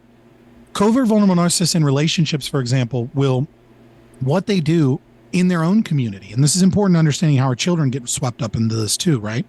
Is what they do is they find people and they make people feel sorry for them, right? And when it comes to the trans community, what they do is they validate each other. They gain narcissistic supply with every new member that they get. Every new member of the LGBT community reaffirms their own special idea that the reason I'm not successful, the reason I'm not happy is because the world is oppressing me. Because I would, if I was given the same opportunities that you had, I would be so much better than you. I'm actually smarter than you. I'm better than you. But the reason that I'm a failure or that I haven't achieved the things that I want to achieve is because you're oppressing me. And every new person that they get that can fit, the thing you have to understand about a narcissist is that they have a void in themselves. They have a black hole in themselves that requires emotional support and validation that their fantasy narrative is true. And that causes them to constantly try and fill this, except it can never be filled, right? Because it's designed that way in their chemistry and their brain chemistry, right? And so it causes them to seek out eggs, if you will. These people are predators in the true sense, but it's not necessarily, sure, there are pedophiles hanging out with them, but it's not pedophiles that are driving this. It is narcissists that need their own validation and need more people to suffer with them and reaffirm their own fantasy, and collective narcissism, right? Where we're all oppressed, we're all great, and you feed me and I'll feed you. And so they're looking for vulnerable people to bring into the community for their own psychological health. Mm-hmm. Well, yeah, I wouldn't say health, illness, but yeah. Yeah. And so inoculating people or giving, I guess, vulnerable people the tools to recognize that is one way to cut off that demand or supply. Yes. I mean, the biggest thing that you can do. So empaths, right, are the most susceptible to manipulation by narcissists, mm-hmm. right? People that feel strongly for other people and want to help other people. You are exactly what the narcissist is looking for. You are their prey. When you feel strongly about other people, then you know, then you see the covert narcissist as, man, look at their tragic life. Look at how hard they've had it. And yeah, they're really ornery and people treat them so bad, but they just need a chance. They just need some love. They just need some attention. They just need a friend, right? Like they just need a sense of community, etc. And so once you're in that position, then you become the victim of the narcissist. And these Discord servers, these Reddit forums, these places, they're like a living organism of multiple people with similar psychopathology that are pulling in those people. They are pulling in vulnerable people that just want to help and just want to be good, but are also suffering themselves and looking for a reason for that suffering to be justified. And then they're gaslighting them and saying, you got to transition. This is your problem. I had that problem too. And I still have problems, etc. And it becomes this blob of narcissism. And knowing that alone is someone in my chat. Oh, sorry, it was actually my co-host, right? Reminding me, knowing is half the battle, right? Knowing what this is and us communicating, that's what this is. That is oftentimes enough to recognize that that's what they're doing to you, right? And because it only takes one no to stop this, right? If you're a child and you know that these people are predators, then you go, "Oh, I'm not joining that Discord server," or "These people are crazy. I'm out," and it's gone, right? Your daughter, your son is saved because they saw what this community is, and so I think we need literature and understanding exactly the psychopathology of what this group is. Well, you said only one no to stop it, but also saying no to them will get you ejected from the community too. So yeah, I mean, they'll abuse you. Yeah, I mean, they'll abuse you and come after you and send you death threats. And like, there's a reason that we see, especially the transgender community, is so vitriolic and so full of hate and so full of anger. And yet at the same time, claiming that they're the victim, that other people are mean to them, that transphobia is a problem. It's textbook covert narcissism. That's exactly what it is. It's a mental illness. And untreated. So imagine for a moment, you have a mental illness, right? And you're a 13-year-old child and you're developing a mental illness from usually personality disorders, we believe, partly genetic. I say we, like I'm doing research, like I'm just a fucking streamer online, but you know what I mean? What we understand about it is that it tends to come from, miscommunication of empathy and love from parents is like a really big factor, right? So, when you're a child, you learn how to empathize and how to behave and socialize, right? Because you scrape your knee and your mom and your dad look at you and your mom goes, "Oh my God, are you okay?" And your dad goes, "Toughen up," right? That's a miscommunication, but it lets you figure out where the line is, because then you fall down and you hit your head on the corner table. And both your mom and dad are like, "Oh my God," and they rush to you and you're like, "Are you okay?" Right? And then you begin to recognize by a relationship of both your mother and your father and the way that they differ and the ways that they're the same, where pain is, where is the appropriate concern, line? Yeah. What's disrespectful? What's wrong? But when you have a parent that's emotionally unstable, right? Sometimes you really hurt yourself and they judge you harshly and they say bad things about you. Sometimes you barely hurt yourself and they love bomb you and shower you with love. And when you have that, especially single parents, right? Because you don't have both to compare to, but when you have that, what you miss is an ability to understand human emotion, how to engage, what is the appropriate emotional response in these situations. You're trained to be chaotic in a way that you can't fathom because you're developing. And so, I lost my train of thought. I'm sorry. Well, you were talking about the development of different personality disorders, and I think you were headed towards better understanding of how this arises online and then becomes group blobbing online of these same kinds of people, and then how are they treatable? They're not treatable. It's like, how do we deal with them sociologically, societally? So narcissistic personality disorder isn't really treatable, but it's kind of treatable. And so what I mean by that is, if you give the proper incentive structures to a narcissist, they'll behave. They'll paint in the lines. Yeah, well, yes, but let's say you're a narcissist and you go and you get a lot of psychotherapy and the psychotherapy works for you. What does that mean? It does not mean that you no longer trait as a narcissist. What it usually means is that you become a self-aware narcissist. Right? Most narcissists, the biggest hurdle is getting them to even recognize that they are a narcissist. They are master manipulators.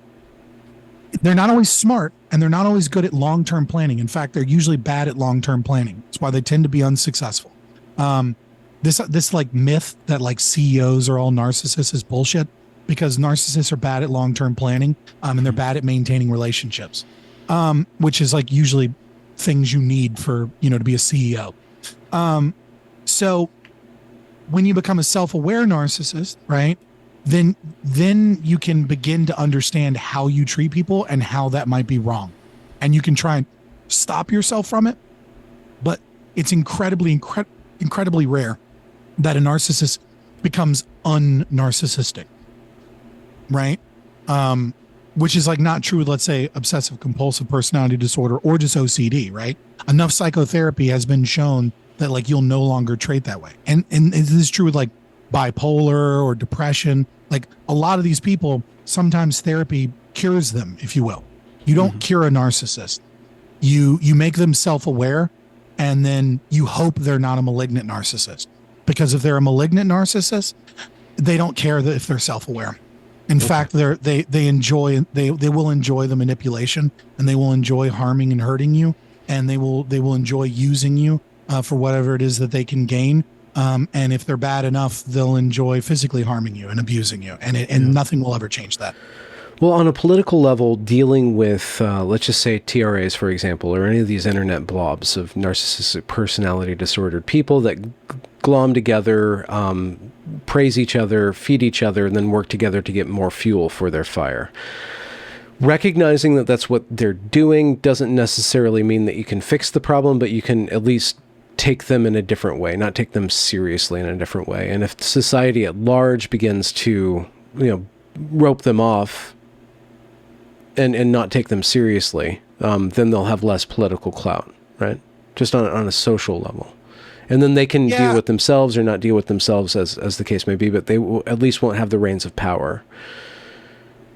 The problem with that is so you've known a lot of dumb policemen, right? In your life, probably. Well, you recognize that some police are dumb, right? Okay. That's just a lot of dumb academics too. So, I mean, what are we talking about? Right. But even dumb police are like really good at catching like when a person in their car is driving and like might have a bad license or might have drugs on them. Pretty good at it. And the reason is because it's what they do every day, right? You do something every day, you're going to be more skilled at it than people that don't do it, right? Practice makes perfect kind of situation. Well, the same is true of narcissists. Is their day-to-day life is manipulating people. So if you manipulate people and gaslight people and emotionally abuse people and figure out ways to do that over and over and over again to every person you've ever known for your entire life, social ostracization is probably not really going to work, right? Like these are master manipulators. They're better at it than you. And like, so I don't know that like we as a culture can kind of just push them off to the side and then like they'll lose power because they're master manipulators. You know what I mean? Like they will always find people. They will cycle through to a new group. And so like, it's difficult to know. I hope that that's true. I hope that like enough societal awareness makes them a laughing stock. But then the other thing too is like, well, how many TRAs are good people? Because they're not all narcissists, right? And some of them mean well, and some of them are in politics to make sure that their rights are protected. And there are people, political people with power that want to take away trans rights. There are absolutely people that want to take away hormone replacement therapy, even for adults, right? Mm-hmm. So it's like there will always be some level of legitimacy to TRA's existence, and that's going to be enough to keep this. You know what I mean? Like and this is why I said like fascistic control is like one of the solutions to this, though it's not my preferred solution, obviously, because I'm an anarchist, right? But like one of the solutions to this is ID verification to make sure that you're 18 before you're allowed to use certain websites. Mm-hmm. You know what I mean? Like one of the top-down solutions could literally just be authoritarian control of the internet to make sure that teenagers do not have access to these spaces, period. Mm-hmm. I don't want that. That's not that's a solution that comes with more problems than anything, right? But as as Thomas Sowell once said, there are no solutions, there are only trade-offs, right? You kind of trade off one thing for the other. Like you'll stop the mass indoctrination of trans people, but you'll also give up almost all of your freedom and security and free speech. And I don't know how. If they get to it first, right? right? If that's what they want. Yeah, right. Yeah, I mean, and that's the most dangerous thing about fascism, right? Look at every fascistic state that's ever existed, with the exception of maybe Japan. They were preceded by communists almost taking power. That's what it was in Nazi Germany. That's what it was in Catalonia, in Spain. That's what it was in Italy, right? It was a reaction to stop leftism from taking root. You can stop leftism from taking root that way. It's not a good way, but it is a way to stop it. But I think the long-term side effects of that are far worse. So yeah, to answer the question, I know we're kind of bouncing around. This is a difficult topic to talk about, and because it's all in the what if category. But yeah, I don't think social ostracization is enough to do this. Like it has to be like you either have to force them out of the institutions with some level of authoritarian control, or you have to decouple those institutions from state power and allow for a marketplace of those institutions to exist. Those are kind of the only two, or you wait for the collapse, right? Like those are pretty much your three options. So you go libertarianism or fascism. Pick one. Okay. Well, thanks for being so sunny, Michael. I'm sorry. Yeah, I don't know. I just like, if you want to be in the space of understanding transgenderism, right? I think it is very crucial that anyone that is in that space that's talking to detrans people like you and I have been, that is, an advocate for, getting rid of groomers in schools, etc. If you don't understand narcissism and the role that it plays and the psychopathology behind these movements, and you only understand the philosophy, how do you fight an enemy that you don't understand? Well, I mean, even so I brought that up. So we understand it, but how do you fight the enemy? Even if you do understand it.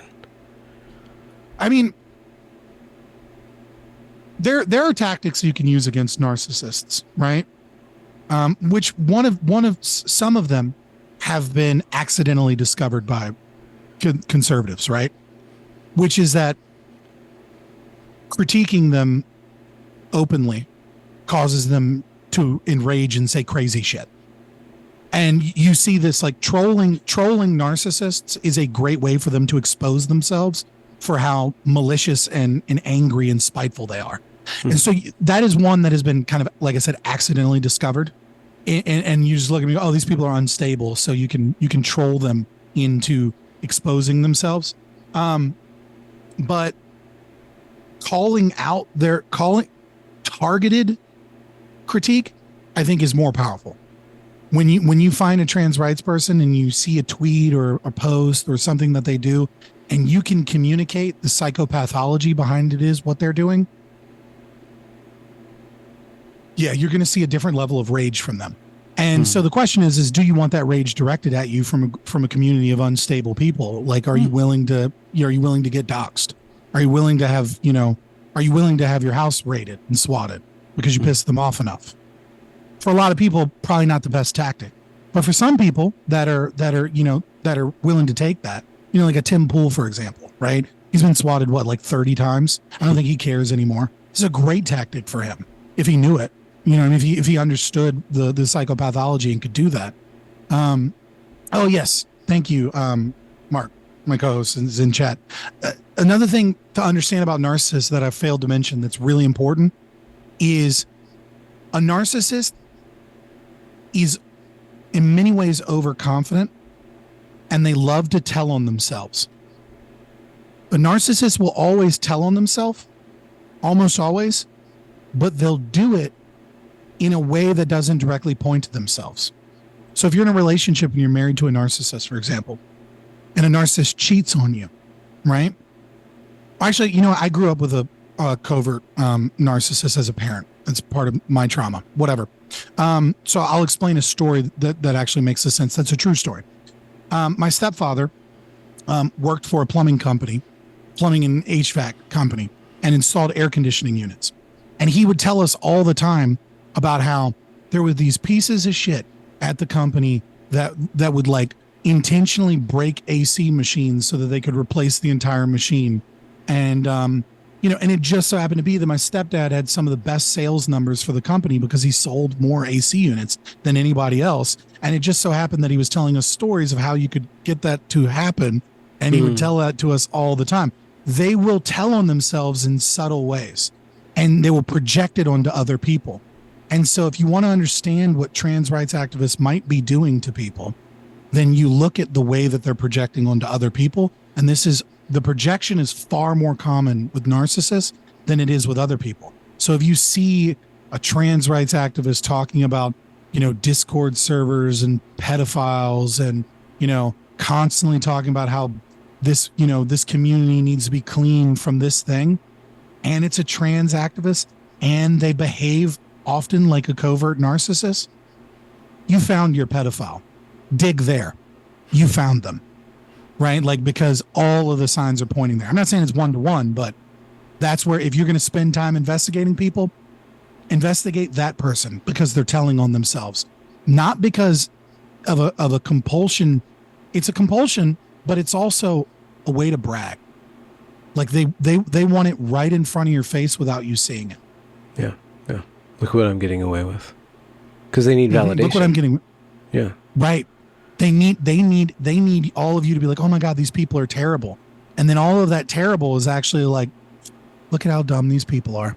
Look at how they don't know what I'm doing. Right. It's so that is another thing for investigative journalists, or for people that are like hacktivists, or people that like, try and find out these things. If you see a trans rights activist that has these symptoms and is really talking about a specific thing and how bad it is and how these other people are doing this really bad thing, you can pretty much rest assured that they're doing it. And if you are looking for someone to investigate, start looking at those people, because you're just looking for proof at that point.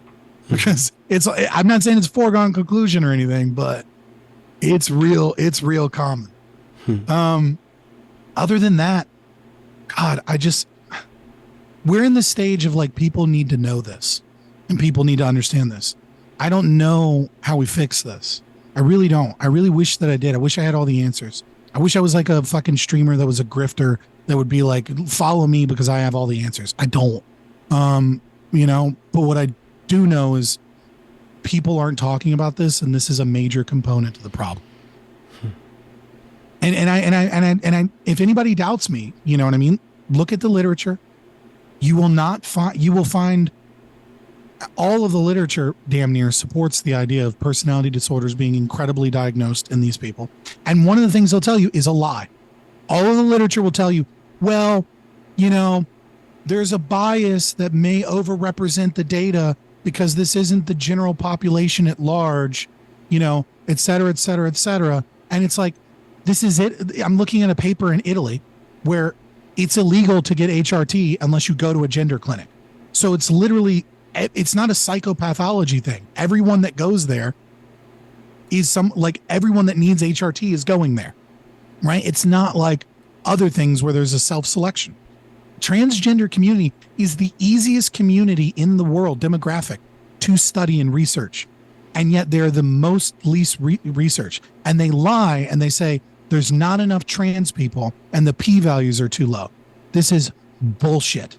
This is a complete fucking lie by academics to gaslight you into accepting their narrative instead of demanding that science actually be done forthrightly. Because it's so fucking easy to study people that literally the government mandates that all of the people go to a clinic and see a psychologist. Like, you could not find, like, do they do that with white people? Do they do that with black people? Do they do that with Latinos? Do they do that with, people over the age of 50? There's no other demographic group where the entire group, if they want to transition, they get medical care in all of these socialist countries. Maybe not the United States, but in all these socialized medicine countries.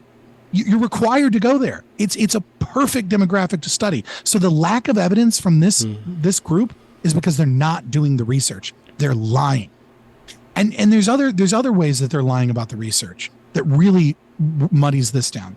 One great example of this is all of the research, well, not all of the research, a majority of the research that's done on trans people and the dangers of hormone replacement therapy is done with individuals that are going to an endocrinologist and are taking estradiol, progesterone, testosterone, etc. Right? You know, progesterone's your later stuff, so there's not a lot of research on progesterone because usually you're going to go with estradiol first, and then you might add progesterone and other hormonal compounds. This is specifically for male to female, right? The men are the female to male is easy. Like, here's your fucking testosterone, start growing a beard, my guy. Right? So all these people are getting blood work done and they're going to an endocrinologist. And yet when you look at the research, what you'll find is a study from 2022 with 27,000 participants. I think I wrote it down here.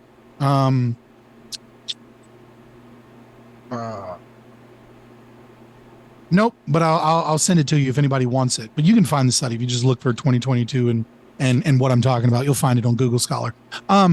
What they found was that 24% of people, sorry, this one was from 2015, so it's even older. 24% of people on HRT were taking more than their prescription. So 1/4 of trans people are taking more than their prescription from other sources, either the black market or they're getting 2 prescriptions from doctors that don't know that because they're not in the same databases that like opioids are, right? Mm-hmm. Which is something I don't like, but I would maybe tacitly support, which is putting them on the same thing so that this doesn't happen. And 57% are underdosing, right? Because of insurance problems. This is in America. It's not true in other countries, right? When I look at Italy, right? I tried to find Italy because I wanted to know, like, you know, I wanted to check the validity of the study that I was referencing on NPD.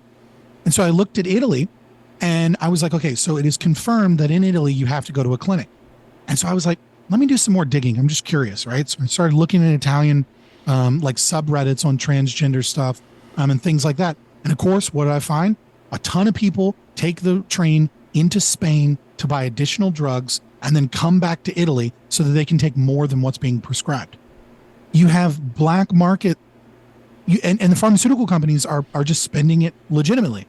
They're just selling it over counter in some area, and then the over counter places are being shipped to wherever it's not legal to be over counter, and the pharmaceutical companies loving it, and these people are overdosing on it. And what you'll find is the same gaslighting and manipulation and collective narcissism in these communities. They'll say, oh, you're having problems with your estradiol?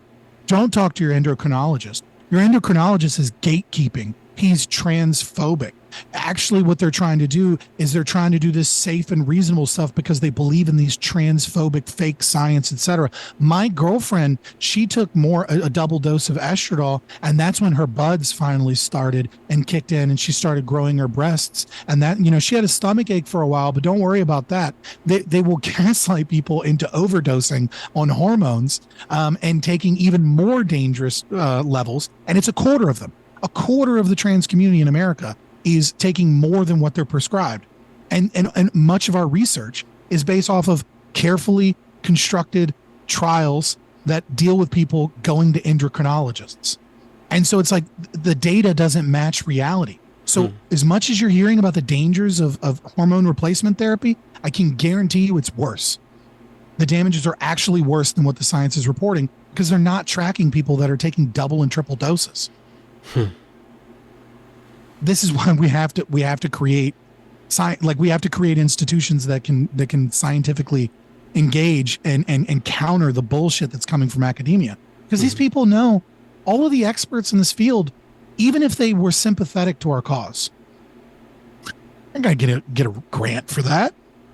What are they? You know what I mean? They're gonna get kicked out of their cushy research job that they, you know, went to school for 8 years and then worked as an associate professor for fucking 10 years and did all this bullshit work so that they could finally get tenured. And now, what are they going to risk all of that? They're going to risk 20 years of work and their name to be dragged through the mud by activists, malignant, evil people that represent a majority of the trans rights activists. I'm willing to say that because it's what those people are drawn to that.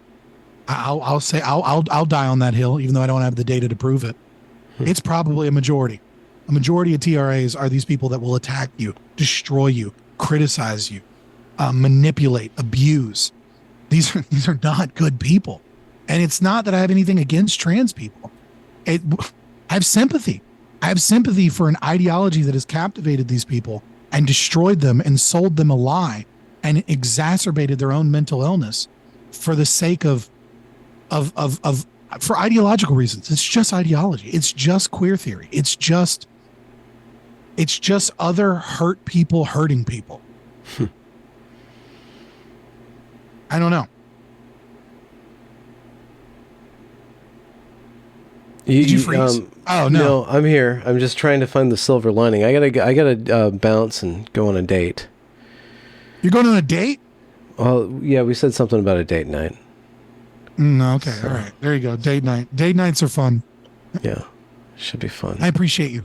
Yeah, I appreciate you too, Michael. So I'll link to your work. Thanks for coming on and dishing the dish. This is great stuff. I think that it expands the conversation, even though what you're bringing to the fore is not pretty stuff, and it's not kind to look at this aspect of it. It's actually pretty dark. It's the dark part of this stuff, and that might be part of the reason why people don't want to lead with this, because it'll get you targeted, and nice, polite company, would rather just avoid this aspect of it. Yeah, no one wants to be the bad guy. No one wants to hurt people.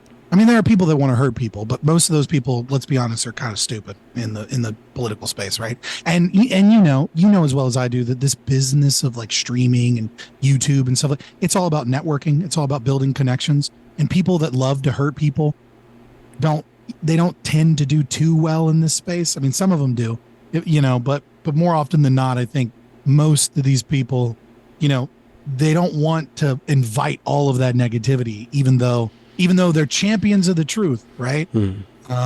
This is a dark rock you have to lift, and when you look under it, you don't find anything pretty, and it's hurtful. It's facts. It's hate facts, right? Because it is hurtful from every angle. To the trans community, it's hurtful to try and admit that potentially a majority of you have severe, deep mental illness that makes you manipulative, abusive, destructive people that you should be.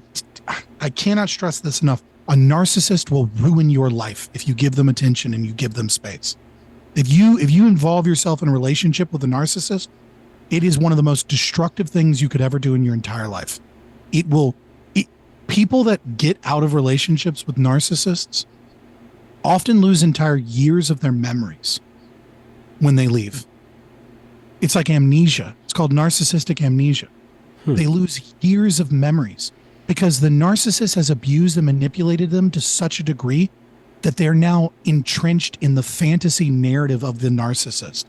And once they break away from that, they don't know what's real and what's not real anymore.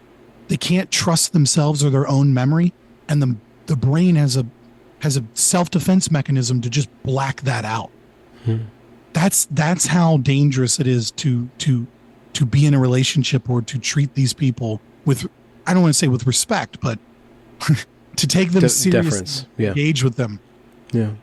And yet I don't hate narcissists. I don't hate trans people, and I don't want to hate these people, but we have to deal with truth. We have to deal with reality, or else we'll never be able to solve these problems.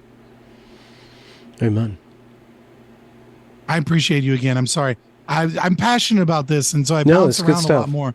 No, it's good stuff. Thanks a lot, Michael. Thanks a lot for coming back on, and thanks for having me on your channel. I would say, though, if you want to go further down this rabbit hole, you really, really should think about talking to an expert on narcissism. Okay. Because they will be able to communicate this stuff better than me. Sam Vaknin may speak to you. He's a self-aware narcissist. Self-aware narcissist and a criminal, and probably one of the world's former criminal. He was finance minister and was it Turkey?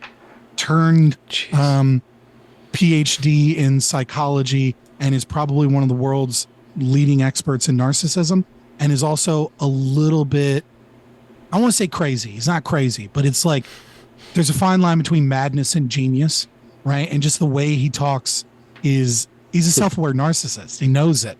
Grandiose narcissist. And it will be it will probably be one of your best shows if you can get Sam Vaknin to talk to you. I'll look into him. It's worth it. I think I've heard of him. Yeah. I think I've heard of him. You should check him out. He's a genius. But yeah, I know you got date night. I got to get out of here because who knows how many times stream is going to crash tonight. Oh, no.